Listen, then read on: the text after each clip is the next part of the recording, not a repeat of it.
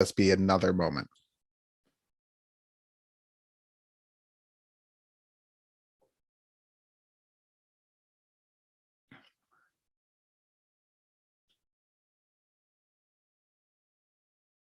Thank you again, everyone. I see that we're still having people filter in from the waiting room. So if you could bear with us, we'll be getting started in just another moment or so.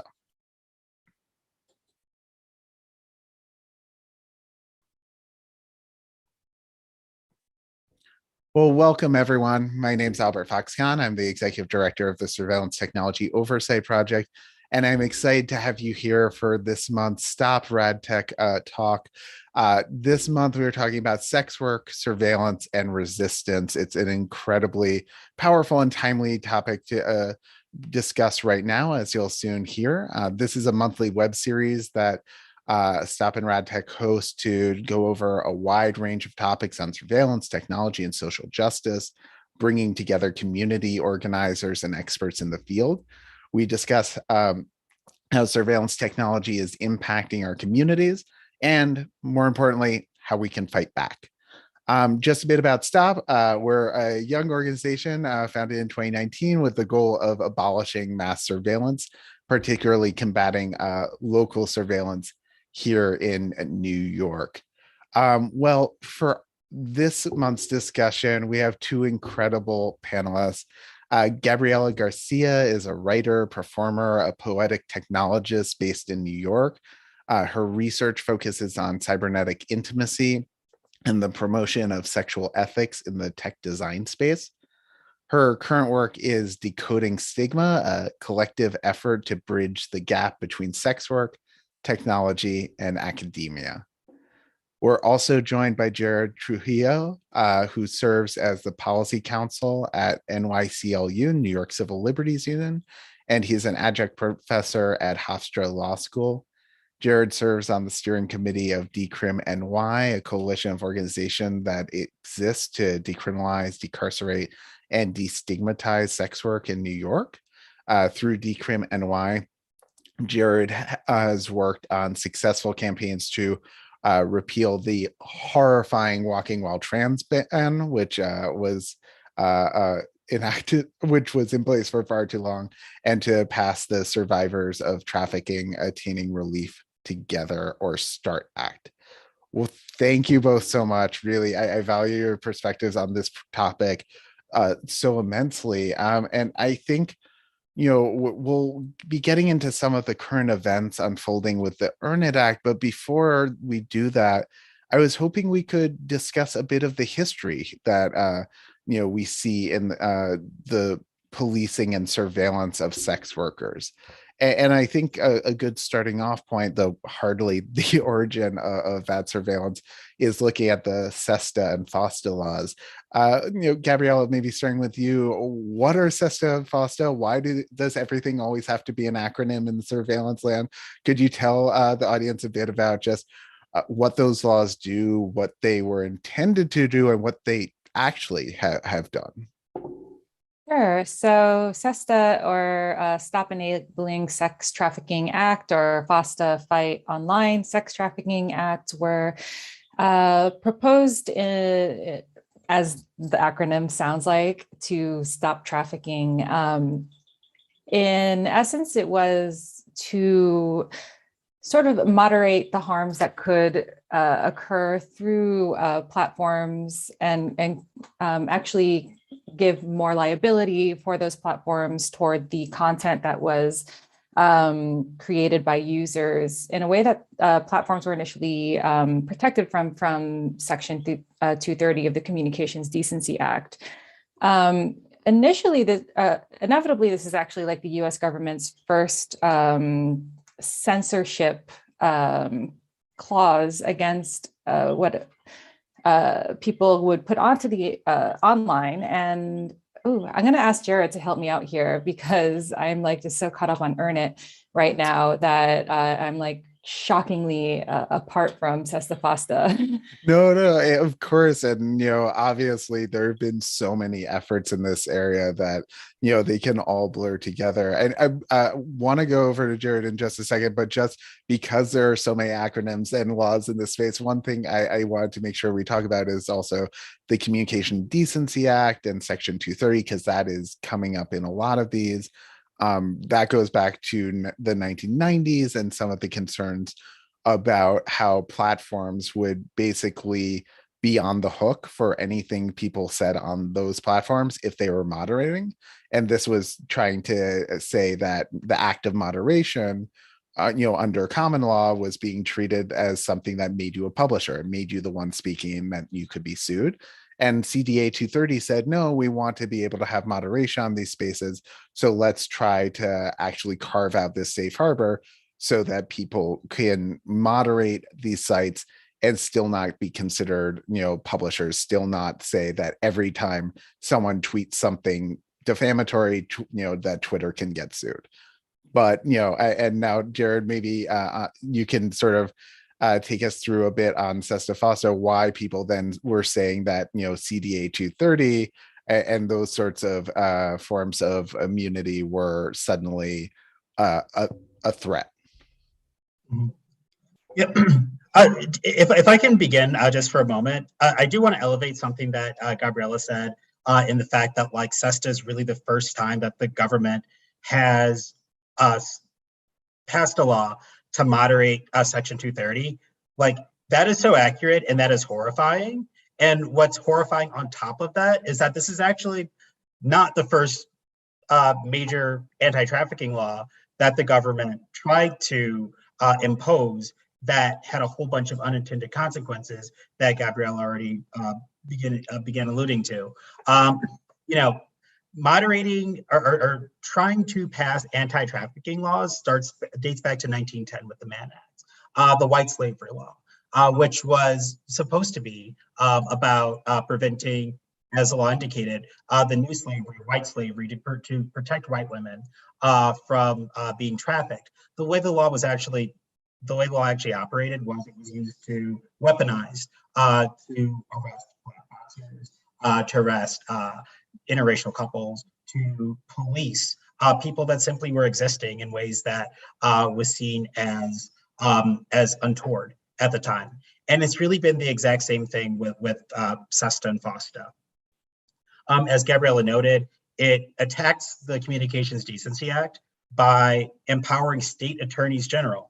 So that means 50 people, one for every state, can go after any website that it feels is hosting any type of content that under the law is supposed to be trafficking related. But the way that that's actually been enforced is almost anything that deals with sexual content. It enables state attorneys general to go after that website. The practical reality is that SESTA hasn't actually been used under the law the way that it even could be used, but that doesn't mean that it doesn't have a tremendous chilling effect. So something that we saw immediately after SESTA-FOSTA was passed was you had so many websites that were used by consensual sex workers being distinguished from survivors of trafficking as people that are as adults that are treating consensual commercial sex. So you had websites like Verify Him that sex workers used in order to see which clients were dangerous. So many other websites that sex workers use to build community, to raise mutual aid, to warn each other of danger, to warn each other of danger of police. So many of those sites closed down or were off the web because, particularly for smaller sites, it's much easier to go into the dark instead of worrying about, am I going to have to worry about a lawsuit from the AG of New York, and then of Tennessee, and then of Virginia, and then of everywhere else, because what I'm hosting, I don't think it's trafficking related. It's certainly not intended to be trafficking related, but that's the way that the law can be interpreted. So SESTA-FOSTA, even though it hasn't actually been used in order to get rid of these websites, Even though as much as people say that it got rid of Backpage, and there is some truth to the idea that a lot of the raid of Backpage was premeditated because of Sesta Fosta. At the same time, the chilling effect of Sesta Fosta has been enough to really chill internet speech and to make the lives of sex workers and also survivors of trafficking too. Because it's harder to find trafficking survivors, because what Sesta Fosta did is it really pushed a lot of untoward sites further underground, and a lot of the sites that people actually needed in order to keep themselves safe, now they no longer exist. That is my. No, that's so powerful and so true and so necessary. I think it hit on so many themes that we'll want to explore. And one of the ones that I wanted to pause on for just a moment was just this conflation of trafficking and sex work. And it's something that we see over and over again in the legislative debates, that, legislators pass laws in the names of, helping trafficking victims, or while in reality they're harming sex workers. And I maybe Gabriella, would you want to just talk a bit more on sort of those chilling effects and unintended consequences? Sure. I guess my first point would be, I don't believe that there are unintended consequences. I think Kendra Albert really published a fantastic article about this recently out of Berkman Klein Center, talking about how it's fairly clear that Sesta Fosta actually does not, it says in the language, to facilitate prostitution, which means it's not just the unintended consequences that are against sex workers. This was literally in the language of the law. But this is something, it's a moral policing and a panic that allows these laws to be passed to begin with. So who can argue against trafficking laws? Who can argue against trying to help those that are being victimized by the horrible abuses of human trafficking? But the fact of the matter is, there are people that do sex work for multitudinous reasons, some of them because they want to, others because they have no other recourse because of discrimination from other employment. We are in a landscape where there are trans individuals, people that are marginalized because of other identities that literally cannot feed themselves. And this is one of the few ways that they can actually put food on the table for themselves, or people that have disabilities, chronic illnesses. So to conflate the necessity of survival under extractive capitalism with trafficking is such a harmful response, when there are so many necessary moves that must be made in order to actually help people, and to further criminalize and create a whole system that is based on putting people under the thumb of the law under the circumstance or the description of protection, is just something beyond belief in my from what I can see. And looking at what has occurred in the last couple of years, how much conversation that has happened around sex workers and other marginalized sexual identities, talking about what harm would actually occur should these laws pass. Really, you can't deny that these were intentional.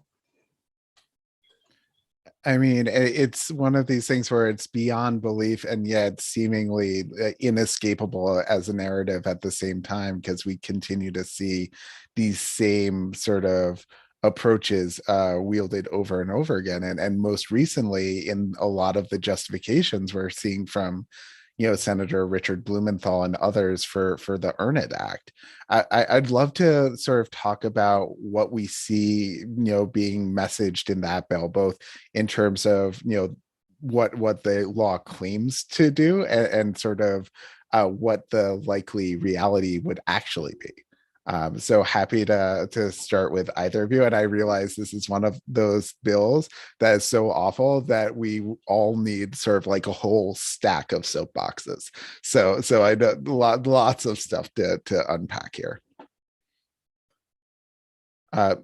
Jared, do you want to maybe kick it off just for the looking at the way the Earn It Act would operate? Sure. And Gabriella, I'm sure could plug in a lot of my holes since I'm not as familiar with the Earn It Act.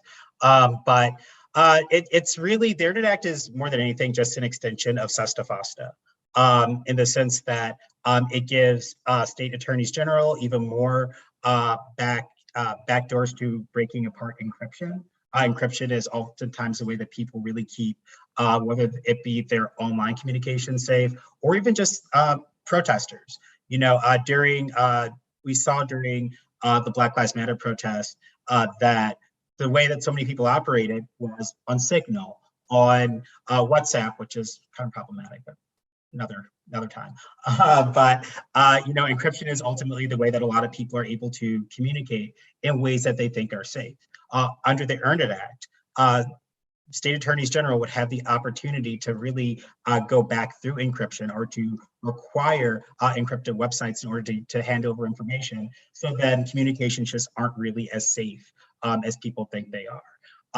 Generally, though, it is just a complete expansion of what already exists under S.T.O.P. It is again, just another attack, another weakening of the Communications Decency Act. And it'll be just another way of pressuring websites that talk about sex in general, that talk about LGBTQ issues. It will be a way of pressuring them off of the web. And just like with S.T.O.P, it will have additional chilling effects on those websites.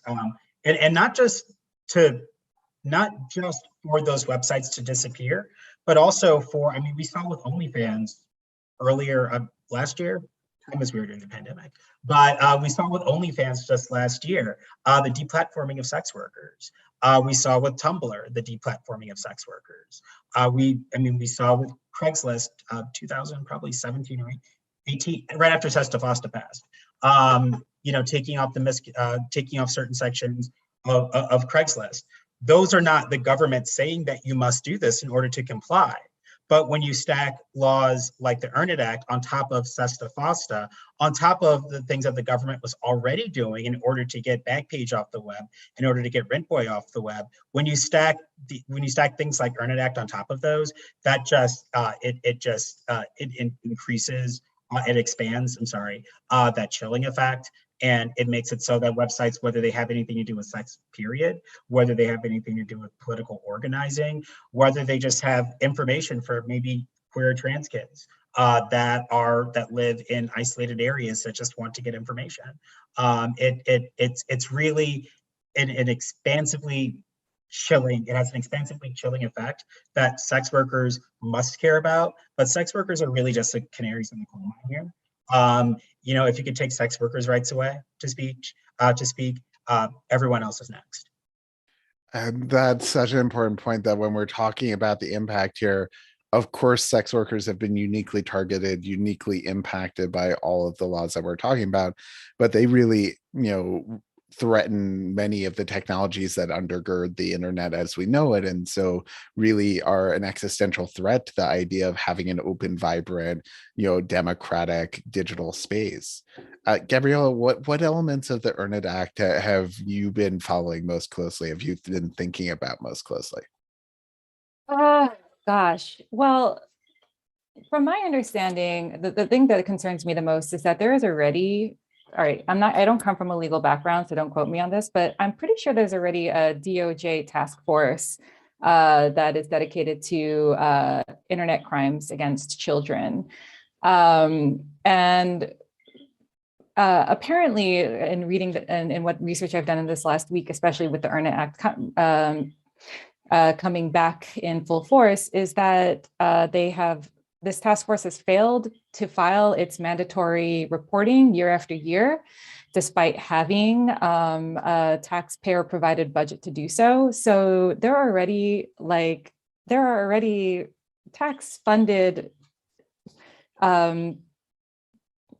task force in place to take care of this. So what is this law really doing that isn't already part of the judicial system?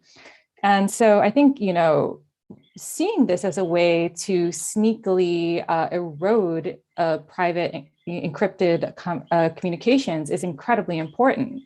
And seeing how this is using a red herring in order to get people to support something that is actually corroding privacy is truly just, to me, much more of a violation than the actual, in the same way the Mann Act or the used to be the White Slave Trafficking Act as a red herring, it's a paternalization in order to get people to support a law that's actually eroding people's autonomy.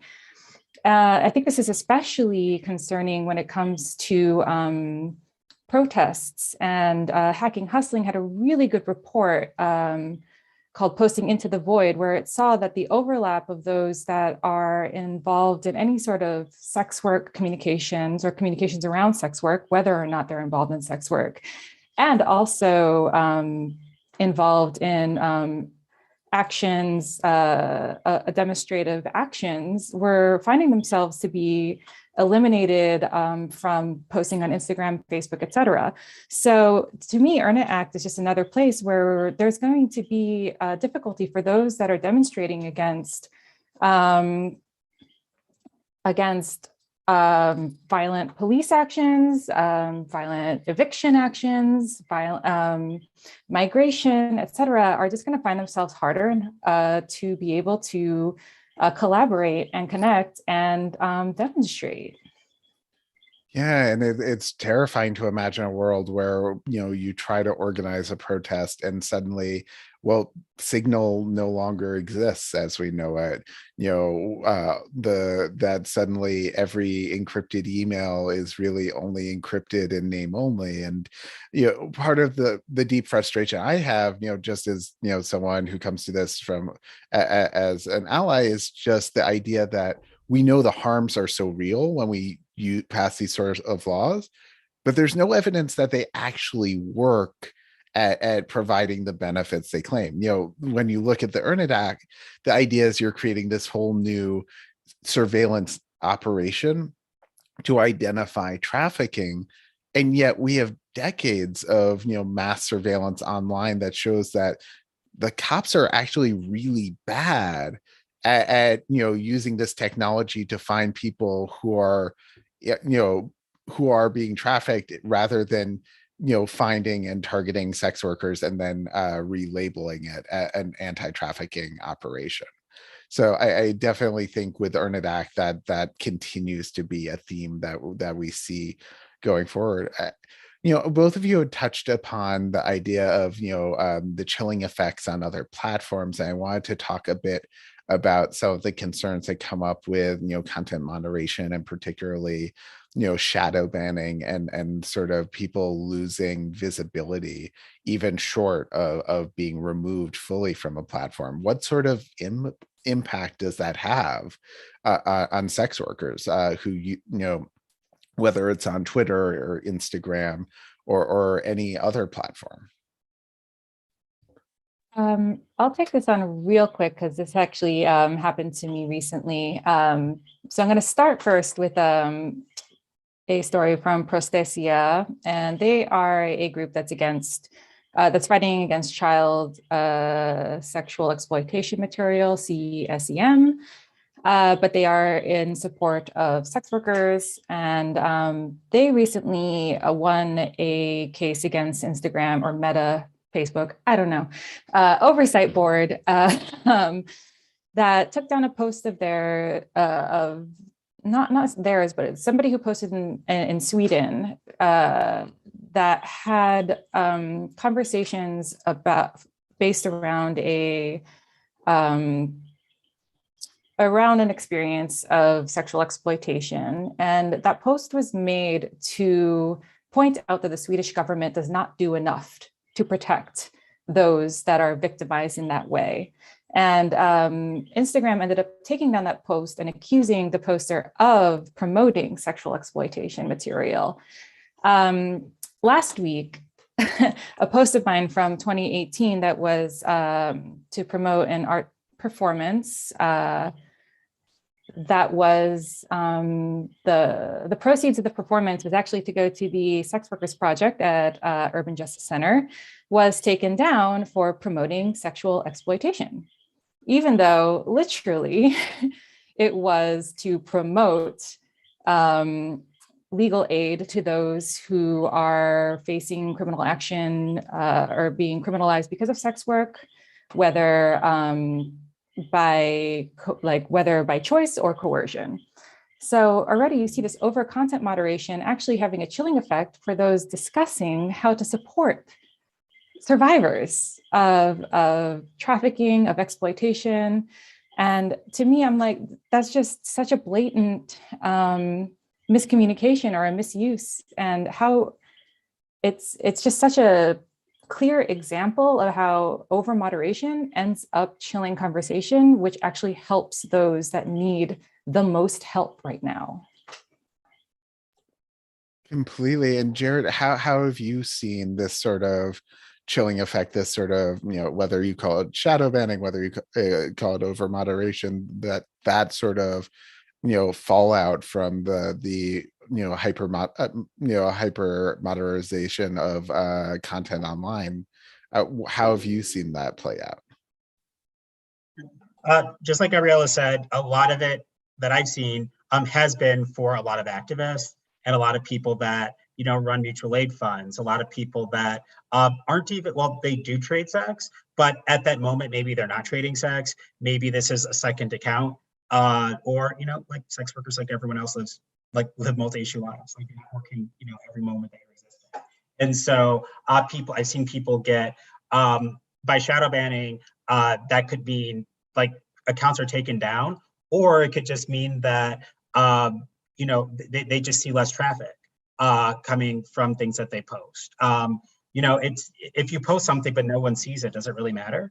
Especially if you're really especially if you're an activist, if you're trying to get word out about something. So the effects there have been really pernicious. At the same time, I have friends that are actively trading sex, do rely on the internet in order to find new clients, or to connect with clients, in order to share content that they created in order to help their sex work, particularly with the onset of COVID-19. I have a lot of people that did some sort of in-person sex work, whether that be exotic dancing or full service or whatever. So the internet is the way that people make money. And because so many sex workers, particularly people that are non-citizens, have been excluded intentionally from the CARES Act, from different ways that the government was supporting other folks and other professions that are no more valid than sex work. You see so many people that are actually losing their incomes because of because of being shadow banned, or that are so afraid of losing their income, or afraid of getting blocked out by Venmo or PayPal or MasterCard or whoever, that it's had people of either, I know of one person this is just who I know.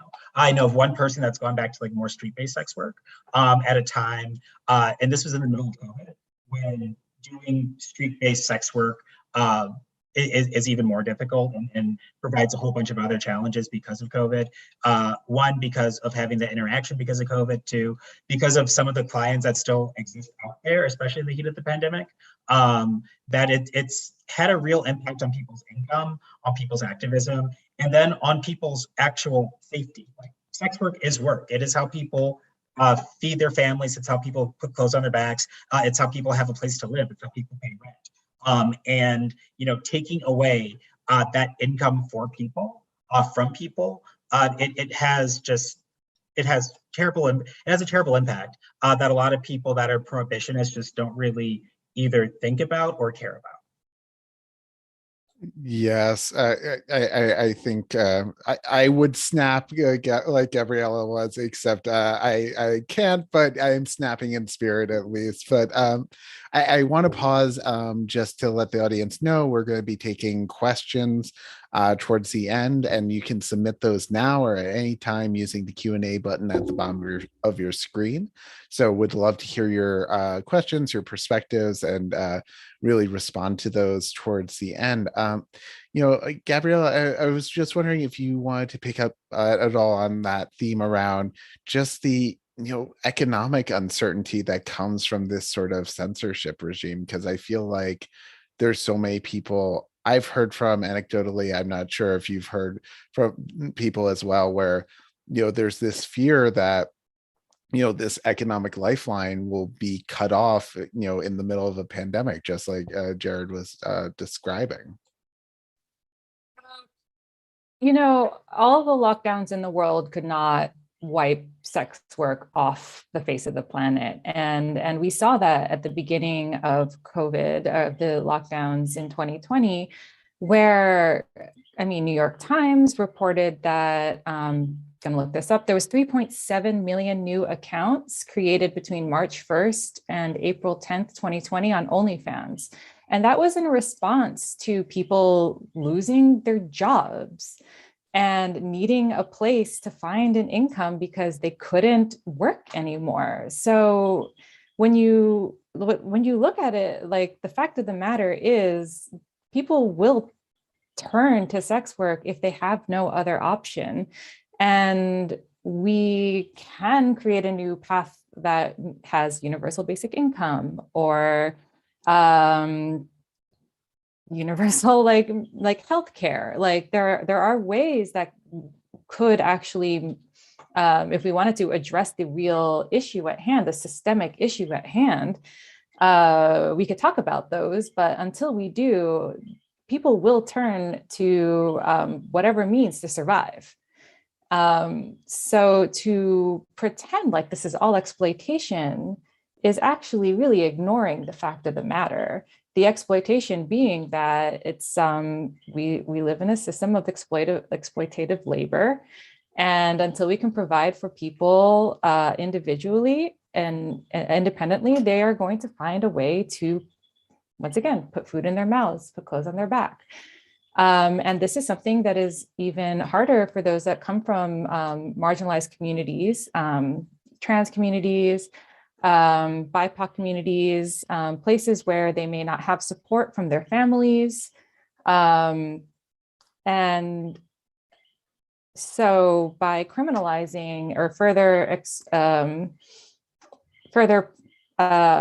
excluding sex workers from the conversation is actually just making things even harder for those that have the most difficult means of survival. Yeah, very powerful, very true.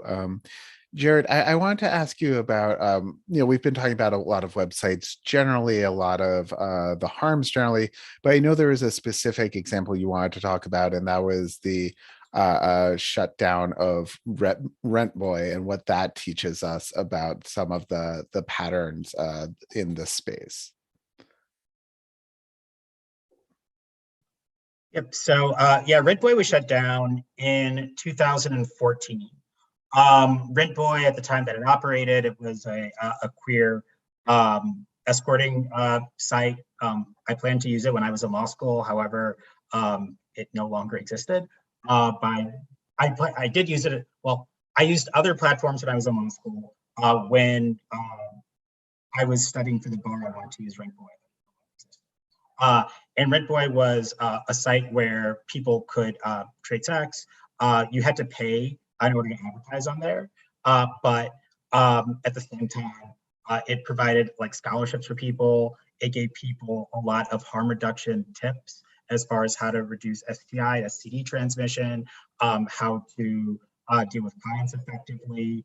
It was just, it was a really, for a lot of people that were on it, it was a really supportive community. In 2013, other offices were raided.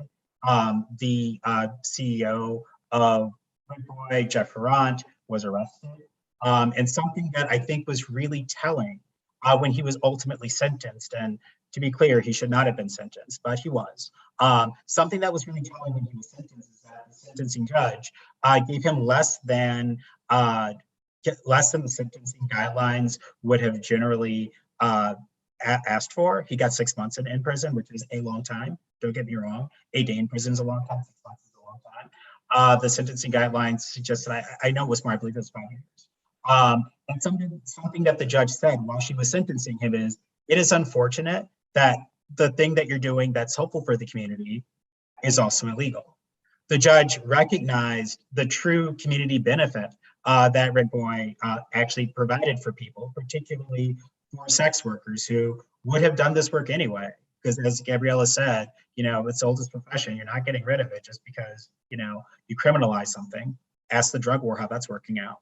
But, she recognized like the true benefit. The judge even said in sentencing that it kept her up at night before she had to decide what sentence to impose. And because she saw that it was doing an actual good. And I bring up the example of Rent Boy for a few different reasons. One, and I want to be clear, the sex workers that use Rent Boy tended to have a little bit more privilege than even some of the sex workers that use, say, Backpage, which Backpage was free to post on. But even though they did have a little bit more privilege, I do want to say that Rent Boy is like an example of how sex can be traded in a way that truly reduces harm for people. Had the government not stepped in the way of what people were doing, of people's harm reduction mechanisms that they were using on Rent Boy, it would still exist. The sex workers still exist. People didn't stop trading sex as it was shut down, but it did have a whole bunch of negative consequences as far as people having difficulty finding clients. So for a while, people were going back to more dangerous clients or clients that don't pay or clients that, just don't really respect consent. It was an important screening tool. There was a real possibility of being banned from Rent Boy if you were an exploitative client. And so it's just a really interesting example of a way that sex work can exist in a way that reduces harm, that the government stepped in the way of it. And finally, I'm almost done with my rant, I promise. And I bring that up because, in so many of my conversations with people, with elected officials, with people that have power, whether that be on New York's criminalization statutes or whether that be on SESTA-FOSTA or Earn It, is there is this idea that this is this thing that is just inherently dangerous, that if we do not criminalize it out of existence, then like every child on the planet is going to be trafficked. And that is just not the case. It's something Gabriella said before. She noted the conflation between sex work and trafficking. Well, a lot of that, like, that's intentional. A lot of these people that I speak to, they don't think that there is such a thing as sex work. They think that it is all trafficking. They think that, frankly, let's call out names. Melinda Katz, who's currently the DA in Queens, something that she said while she was running, and she was like really surprised in talking to advocates when we told her that like not all sex work is trafficking, and sex work and trafficking are actually completely distinguishable from themselves, and that people do sex work for a variety of reasons between choice and circumstance and other reasons.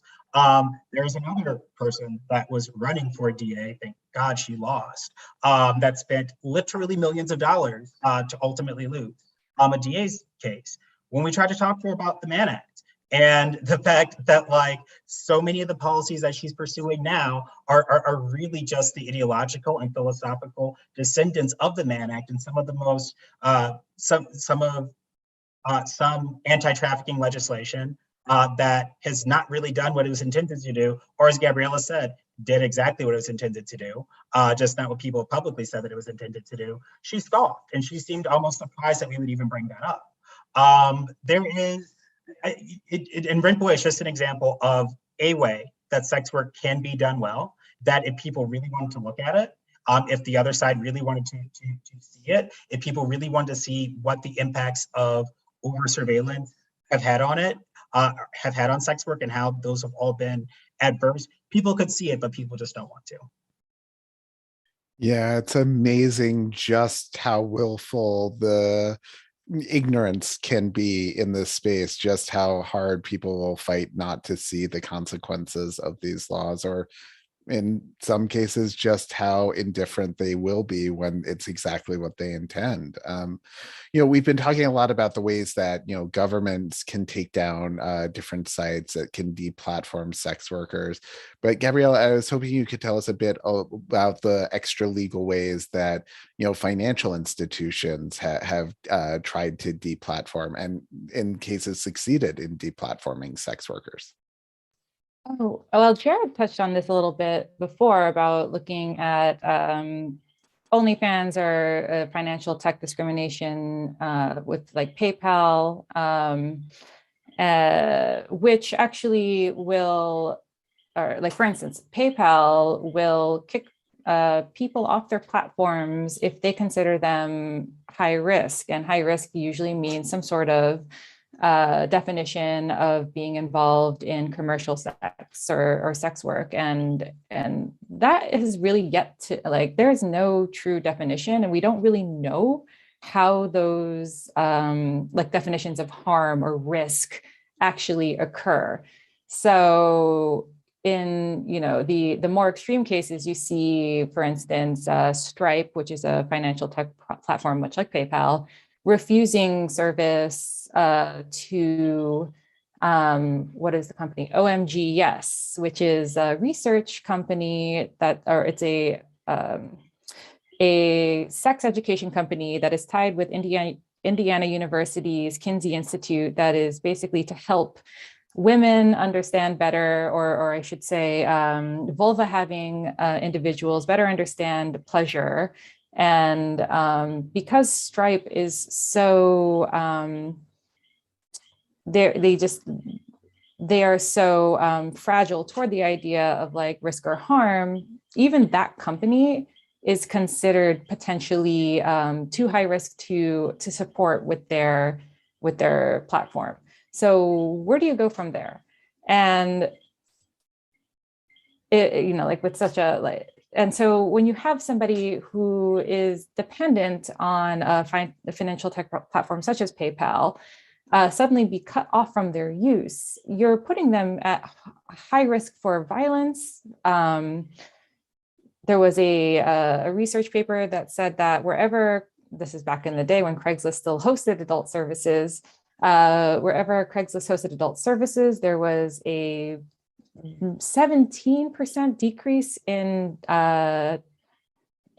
sexual violence reports from women in whatever jurisdiction that occurred. So removing money from people is the best way to put them on the path of harm. And there really is no, like, there's just no accountability around these items. So like, how do we understand what PayPal is looking for risk or harm? Where does this money go? If somebody has X amount in their PayPal account and suddenly they're considered high risk, PayPal will suspend the account and take the money away. So that's like, this is like an extension of financial discrimination that has occurred in the United States throughout the 20th century. And the reason why these laws against financial discrimination were put into place in the 70s, FICO scores, right? Yeah, this is not my jurisdiction, but this extends into sort of a digital colonialism, where PayPal being utilized by a sex worker, let's say in Australia or Canada, where it is legal, will find themselves kicked off the platform for being high risk, despite the fact that their job is covered by the protections of their governments. So what are we doing where we're putting the power in the hands of corporations in Silicon Valley to actually be more like, to actually criminalize people out like judiciously? There we go.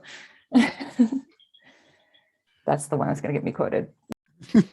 No, I mean, I think that's the international impact. I think that's a great point because, for a lot of Americans, there's been historically this like I don't want to say pride, but there's been relief that, some American free speech norms were exported globally by, the prominence of American tech platforms. But what we see here is, American norms around criminalization of sex work, again, being exported internationally by platforms that are operating in countries that do protect the rights of sex workers and which otherwise would allow them to lawfully operate. I see a question from the audience. I really encourage others to submit those using the Q&A button below. And this question, I think this is a really interesting one. Do you think there's a possibility of decoupling the true believer anti-trafficking advocates from the disingenuous cynics that are actually just trying to leverage moral panic in order to quell political dissent? Because it does seem like there are several different camps of political, operatives that are working on these laws that may be coming from different places. And, is there a way to separate them? Jared, what do you think? I saw you unmuting. Absolutely, I do think there is. For as much as I know the first 47 minutes of today, I've been like all anger and like fuck the system and the way that it fucks over sex workers and people I love. But in reality, I have a lot of hope for this movement. I 100%. So I think the question in and of itself is really interesting in the way that it's framed, and it recognizes that there are like true believers, and then there are people that, frankly, a lot of like white folks that like that are just like incredibly paternalistic, not just white folks, but a lot of white folks that are just incredibly paternalistic, that think that all sex work is trafficking. And they think that because they're just not open to more information. I mentioned that person that spent millions of dollars to lose the Manhattan DA's race last year, and just who now works for MSNBC, turn her off if you see her. But I mentioned her before. When we tried to bring facts to her, she wouldn't hear it. Like, there are people that, I'll have meetings with and like, forget me, but like actual people that are actively engaged in sex work now, Black and brown trans women, non-citizens that work, say at Make the Road or other places, that are really bringing their sweat equity and emotional labor into all of these meetings, that will say, New Zealand decriminalized sex work in 2003, the same year that we were just getting to decriminalizing sodomy. Look at how it's worked there. There have been nuns. I'm a former sex worker. I'm like friends with a nun now. Over like talking about like what has the impact of decriminalization look like in Ireland, or what does the impact of the Nordic model look like in Ireland? You have a universe of people that are just never going to look at facts, that are never going to look at data, that are never going to see sex workers as people they need to listen to, that frankly are never going to see trans women as women, because we know that they're just like, they are very cozy with TERFs, or not TERFs. So like you do have that universe of people that is just like unsalvageable, that, we just kind of have to steamroll over. But on the other side, we have a lot of people that do hear what's been going on in New Zealand, and they realize how much better life is for sex workers post 2003. You do have people that hear the way that policing has operated for sex workers, and they feel that pain. You do have people in government, outside of government, everywhere, that hear what impact deplatforming has had on people, that see the work that sex workers are doing during the pandemic around mutual aid. A lot of that mutual aid work had to do with the fact that people weren't getting deplatformed and their incomes were taken away. You do have people that see that humanity, and it's really breaking through. The best example I can give you is look at the state of sex work decriminalization in New York. We have our bill, the Stop Violence in the Sex Trades Act, that not only decriminalizes sex work, but it also expunges old records. And that bill has about 25 sponsors between both houses. And this bill was not introduced that long ago, It was, I mean, frankly, when the bill was introduced, like oftentimes sex workers weren't even really seen as human.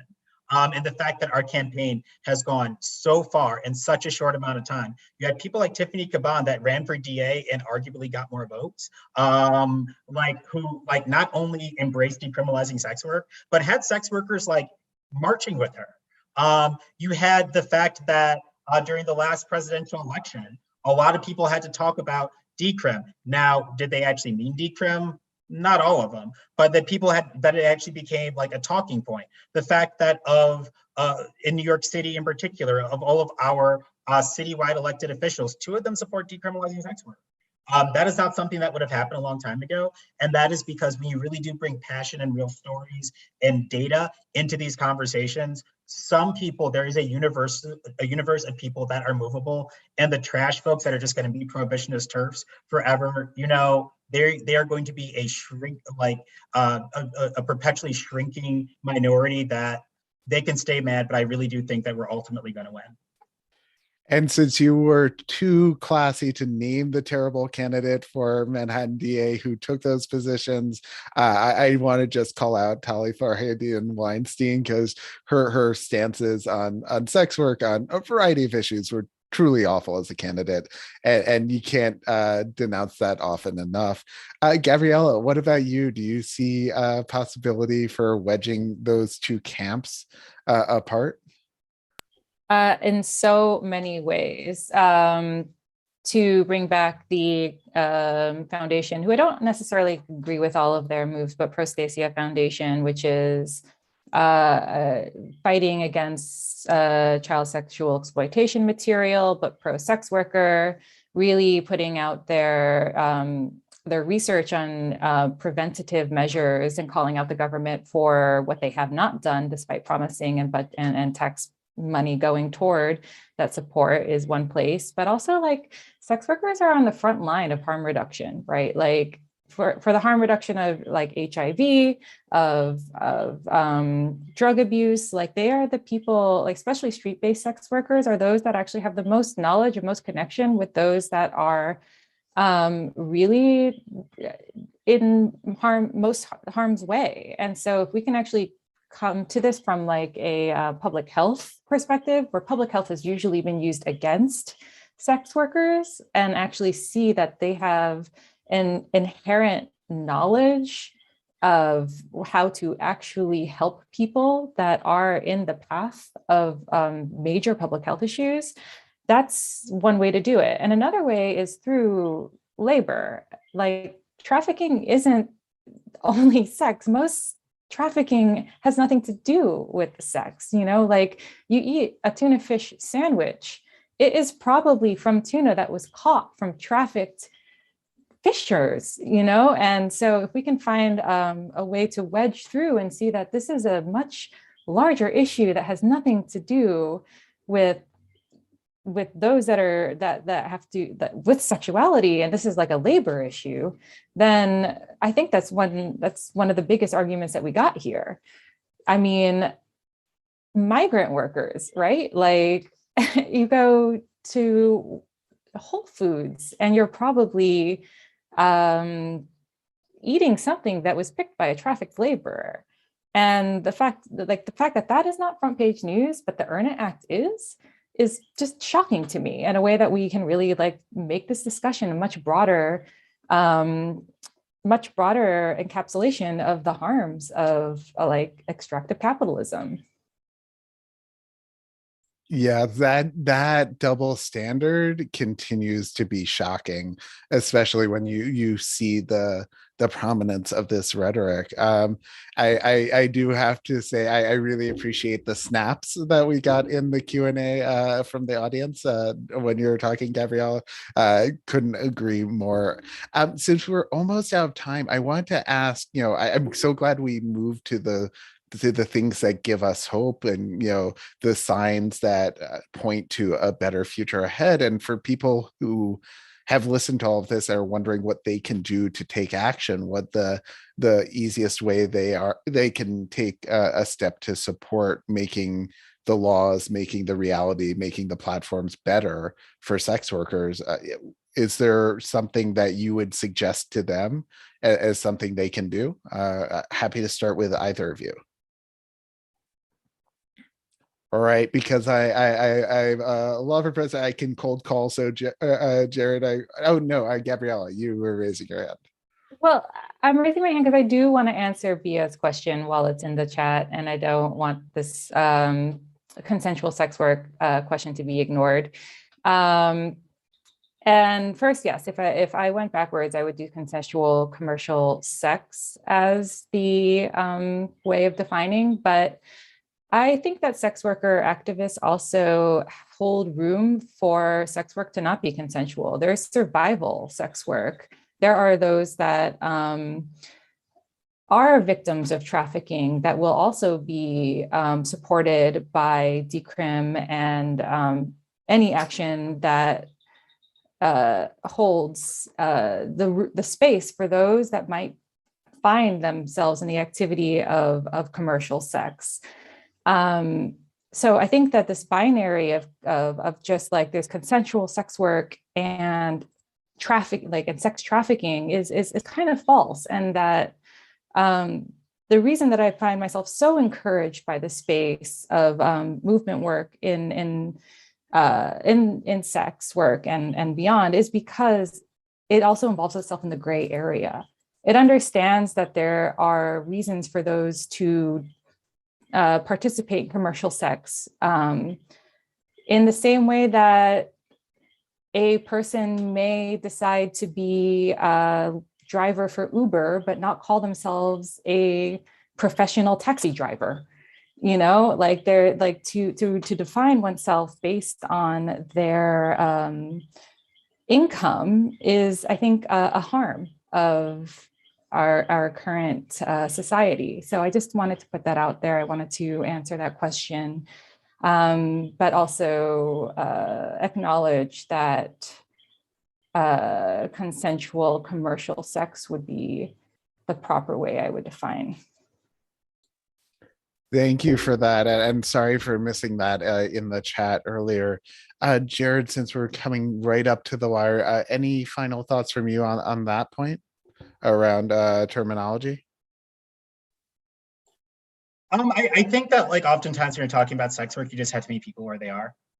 You know, in New York right now, we're also we're beginning, by we I mean Red Canary is really leading this work, a campaign around decriminalizing unlicensed massage. And there are massage workers that trade sex that absolutely do not consider themselves sex workers. And there are massage workers that trade sex, people like Yang Song, that do consider themselves sex workers. And you have to meet people where they are. I appreciate the point about consensual sex work. And you know, for some people it could get confusing, but I generally think like whether it be with sex workers or with activists, people are going to have like different terminology for something that like is inherently, not that sex work is inherently traumatizing, but the way that society sees sex workers does feel really traumatizing in a lot of ways. Even for myself, who frankly I've been a sex worker in quite a while, in like 9 years. And like even like hearing like some of the ways that society like deals with sex workers, even on like cartoons and stuff, it can be rough. So you got to meet people where they are, and I appreciate that point. You know, and within my own speech, I could certainly be more mindful to do better. Super quick because it's 6:59. As far as what people can do in order to help with the movement, there was a point before about, you know, the fact that a lot of people that just want to pass laws based on encryption are just going to use trafficking as an excuse. The way that you beat that back is to like be honest about trafficking. Because like, as of right now, any law that like if you attach like 9/11 or trafficking to it, like it is just going to be like so politically popular that who's not going to vote for that? Like S.T.O.P, I know that there are more than 2 people in the Senate that disagreed with S.T.O.P, yet everyone voted for it except for like Rand Paul and Ron Wyden. Everyone in the House voted for it except for Barbara Lee, who's just amazing. I never speak positively about the government, but Barbara Lee and like 1 or 2 other people. And so like really breaking that down. This is, Sesta Foss is going to go in front of the Senate Judiciary, I believe Friday. Call your senators. If you live in, if you live on the west side of Manhattan or parts of Brooklyn, call Jerry Nadler, who's the chair of the House Judiciary. In your states, like call and even in your cities, depending on where you are, call your state elected representatives and tell them to support decrim. Call your city representatives and tell them to move money over from policing, which is just the way that police deal with sex workers is just awful, to actual supportive services for sex workers to actually lift them up. They're just, and then finally, the biggest thing is just like give sex workers money. So many sex workers like live in the intersection of activism and trading sex. And if they're not activists, it's probably because they're just trying to survive capitalism. Give them money so that people, because if you're less worried about being able to eat, it makes it a little bit easier to do this work. That's such a powerful note to end on. Well, thank you both so much for joining us. Thank you all for tuning in for this month's conversation. And thank you to everyone who's going to listen to Jared's call to action and pick up the phone and call Chuck Schumer, call Jerry Nadler, and call, everyone else who represents you at the state, local, and federal level to demand that they protect the rights of sex workers, protect the rights of everyone who uses the internet, and stop this constant campaign to demonize and target sex workers. But thank you all again, and hope you have a wonderful evening.